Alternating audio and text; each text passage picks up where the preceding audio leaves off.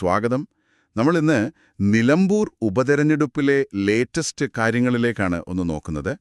നമ്മുടെ കയ്യിൽ കുറച്ച് ഓൺലൈൻ റിപ്പോർട്ടുകളും പിന്നെ ചില വാർത്താക്കുറിപ്പുകളും ഒക്കെ ഉണ്ട്. അപ്പോൾ നിലമ്പൂരിലെ ഇപ്പോഴത്തെ ഒരു പൊളിറ്റിക്കൽ സീൻ, മെയിൻ കാൻഡിഡേറ്റ്സ്, പ്രചാരണത്തിലെ ചില സ്പെഷ്യൽ കാര്യങ്ങൾ, ഇതൊക്കെ ഒന്ന് മനസ്സിലാക്കാനാണ് നമ്മൾ ശ്രമിക്കുന്നത്. അതെ, ഈ കിട്ടിയ വിവരങ്ങൾ വെച്ച് നോക്കുമ്പോൾ നിലമ്പൂരിലെ ഒരു ചിത്രം അത് കുറച്ചുകൂടി കോംപ്ലിക്കേറ്റഡ് ആവുന്നുണ്ട്.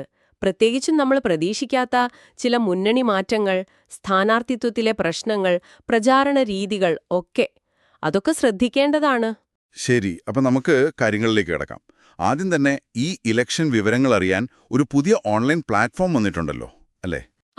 Kerala panchayat election 2025.online. അതെ, ലോകത്ത് എവിടെയുള്ളവർക്കും നിലമ്പൂരിലെ ന്യൂസും അനാലിസിസും കിട്ടും. പിന്നെ അഭിപ്രായം പറയാൻ ഒരു ബ്ലോഗും ഉണ്ടെന്ന് കേട്ടു. അത് നല്ല കാര്യമാണ്. വിവരങ്ങൾ എല്ലാവരിലേക്കും എത്തുന്നത് അത് ഈ കാലത്ത് വളരെ പ്രധാനമാണല്ലോ. ഇനി സ്ഥാനാർത്ഥികളുടെ കാര്യത്തിലേക്ക് വന്നാൽ PV അൻവറിന്റെ എൻട്രി അത് ശ്രദ്ധേയമാണ്. നാമനിർദ്ദേശ പത്രിക കൊടുക്കുന്നതിന് ശരിക്കും പറഞ്ഞാൽ തൊട്ടു മുൻപാണ് അദ്ദേഹം ജനകീയ പ്രതിപക്ഷ പ്രതിരോധ മുന്നണി എന്ന പേരിൽ പുതിയൊരു ഫ്രണ്ട് ഉണ്ടാക്കിയത്. അതൊരു അപ്രതീക്ഷിത നീക്കമായിരുന്നു. അതെ, അതിന് ആം ആദ്മി പാർട്ടിയുടെ സപ്പോർട്ടുമുണ്ട്. അതും ഇതിന്റെ ഒരു രാഷ്ട്രീയ പ്രാധാന്യം കൂട്ടുന്നുണ്ട്. പക്ഷേ അവിടെ ഒരു ട്വിസ്റ്റ് വന്നില്ലേ? തൃണമൂൽ കോൺഗ്രസ് സ്ഥാനാർത്ഥിയായി കൊടുത്ത പത്രിക റിജക്റ്റ് ആയല്ലോ. ശരിയാണ്. തൃണമൂൽ സ്ഥാനാർത്ഥിയായി കൊടുത്ത പത്രിക അത് വരണാധികാരി തള്ളി, ചില സാങ്കേതിക കാര്യങ്ങൾ പറഞ്ഞിട്ടാണ്. അതോടെയാണ് അദ്ദേഹം സ്വതന്ത്രനായിട്ട് മത്സരിക്കാൻ തീരുമാനിച്ചത്. അപ്പോ ഈയൊരു സാഹചര്യത്തിലാണ് ആ പ്രവാസി? അതെ, കള്ളിയത്ത് അബ്ദുള്ള എന്ന മലപ്പുറം സ്വദേശിയായ പ്രവാസി. അദ്ദേഹം പറഞ്ഞത് അൻവറിന് മത്സരിക്കാൻ പണമില്ലെങ്കിൽ സ്വന്തം വീടും സ്ഥലവും വിറ്റ് പണം കൊടുക്കാൻ തയ്യാറാണെന്നാണ്. അത് വളരെ വ്യത്യസ്തമായ ഒരു പ്രതികരണമാണല്ലോ ഒരു സ്ഥാനാർത്ഥിക്ക് ഇങ്ങനെ ഒരു സപ്പോർട്ട് കിട്ടുന്നത്. തീർച്ചയായും ഇതൊരു ഒരു ജനകീയ പിന്തുണയുടെ സൂചനയായിട്ട് വേണമെങ്കിൽ കാണാം. ഓർഗനൈസേഷണൽ സപ്പോർട്ടിനപ്പുറം ഒരു പേഴ്സണൽ കണക്ഷൻ. ശരിയാണ്. പത്രികകളുടെ സൂക്ഷ്മ പരിശോധന കഴിഞ്ഞപ്പോൾ ആകെ എത്ര എണ്ണം സ്വീകരിച്ചു?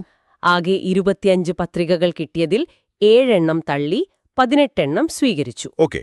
ഇടയ്ക്ക് SDPI സ്ഥാനാർത്ഥിയുടെ പത്രിക തള്ളിയെന്നൊരു വാർത്ത വന്നിരുന്നു. പക്ഷെ അത് ശരിയല്ലെന്നു പിന്നെ ക്ലാരിഫൈ ചെയ്തു. അത് വ്യക്തമായത് നന്നായി. ഇനി നമുക്ക് LDF ക്യാമ്പിലേക്ക് നോക്കിയാലോ? M സ്വരാജിനു വേണ്ടി മുഖ്യമന്ത്രി തന്നെ നേരിട്ട് പ്രചാരണത്തിലിറങ്ങുന്നു. അതെ, അത് വളരെ വളരെ പ്രധാനപ്പെട്ടൊരു കാര്യമാണ്. മുഖ്യമന്ത്രി പിണറായി വിജയൻ നേരിട്ട് പ്രചാരണത്തിന് നേതൃത്വം കൊടുക്കുന്നു. സാധാരണ ഒരു ബൈ ഇലക്ഷനിലെ മുഖ്യമന്ത്രി ഇത്ര ആക്റ്റീവ് ആവാറുണ്ടോ? അത് കുറവാണ്. അതുകൊണ്ട് തന്നെ ഇത് നിലമ്പൂർ ഇലക്ഷന് LDF കൊടുക്കുന്ന ഒരു സീരിയസ്നെസ് കാണിക്കുന്നുണ്ട്. LDF കൺവെൻഷനിൽ മുഖ്യമന്ത്രി പറഞ്ഞ കാര്യങ്ങൾ ശ്രദ്ധേയമാണ്. സ്വരാജിന്റെ ഒരു ഇമേജ്, നിയമസഭ അദ്ദേഹത്തെ കാത്തിരിക്കുന്നു, നിങ്ങൾ ജയിപ്പിച്ചു വിടണമെന്നൊക്കെ. അതൊരു വെറും പ്രസംഗമായി കാണാൻ പറ്റില്ല.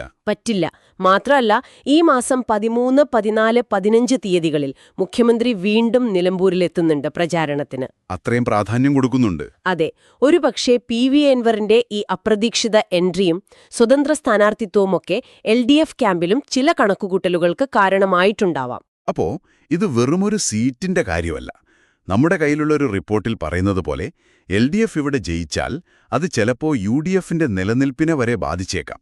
2026 ഒരു തുടർഭരണത്തിന് ഇത് ബൂസ്റ്റ് നൽകുമെന്നും ഒരു വിലയിരുത്തലുണ്ട്. ആ വിലയിരുത്തലിലെ കാര്യമുണ്ട്. ഇതൊരു പ്രസ്റ്റീജ് ഫൈറ്റാണ് രണ്ട് മുന്നണികൾക്കും. ലോക്സഭാ ഇലക്ഷനിലെ ആ ഒരു റിസൾട്ട് കൂടി വെച്ച് നോക്കുമ്പോൾ ഇവിടെ ജയിക്കുന്നത് LDFന് സ്റ്റേറ്റ് പൊളിറ്റിക്സിൽ ഒരു തിരിച്ചുവരവിന് അത്യാവശ്യമാണ്.